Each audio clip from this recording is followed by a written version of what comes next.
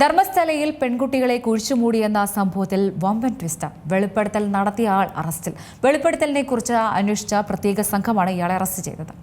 ധർമ്മസ്ഥലയിൽ നിരവധി പെൺകുട്ടികളെ പീഡിപ്പിച്ച് കൊലപ്പെടുത്തി കുഴിച്ചുമൂടിയെന്നായിരുന്നു ശുചീകരണ തൊഴിലാളിയുടെ വെളിപ്പെടുത്തൽ. എന്നാൽ വെളിപ്പെടുത്തൽ വ്യാജമെന്ന നിഗമനത്തിലേക്ക് പ്രത്യേക അന്വേഷണ സംഘം എത്തി. ശുചീകരണ തൊഴിലാളിയുടെ മൊഴിയിൽ വൈരുദ്ധ്യങ്ങളുണ്ടെന്നും കണ്ടെത്തി. ഇയാൾ നൽകിയ രേഖകളും വസ്തുതാപരമല്ലെന്നാണ് അന്വേഷണ സംഘം പറയുന്നത്.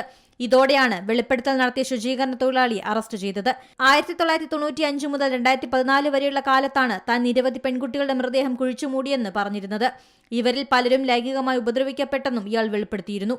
ഇത് സംബന്ധിച്ച് മജിസ്ട്രേറ്റിന് മുന്നിൽ മൊഴി നൽകി. വൻ രാഷ്ട്രീയ വിവാദമായതിനു പിന്നാലെയാണ് സർക്കാർ പ്രത്യേക അന്വേഷണ സംഘത്തെ നിയോഗിച്ചത്. സംഘത്തിന്റെ നേതൃത്വത്തിൽ ധർമ്മസ്ഥലയിൽ സ്ഥലം കുഴിച്ച് പരിശോധന നടത്തിയതുമാണ്. അതിനിടെയാണ് കേസിൽ വമ്പൻ ട്വിസ്റ്റ് സംഭവിച്ചത്. അതേസമയം 2003 മകളെ ധർമ്മസ്ഥലയിൽ കാണാതായെന്ന് പരാതി നൽകിയ സുജാത ഭട്ട് പുതിയ വെളിപ്പെടുത്തലുമായി എത്തി. തനിക്ക് അനന്യ ഭട്ട് എന്നൊരു മകളില്ലെന്നും ഭീഷണിക്ക് വഴങ്ങിയാണ് പരാതി നൽകിയതെന്നും അവർ പറഞ്ഞു.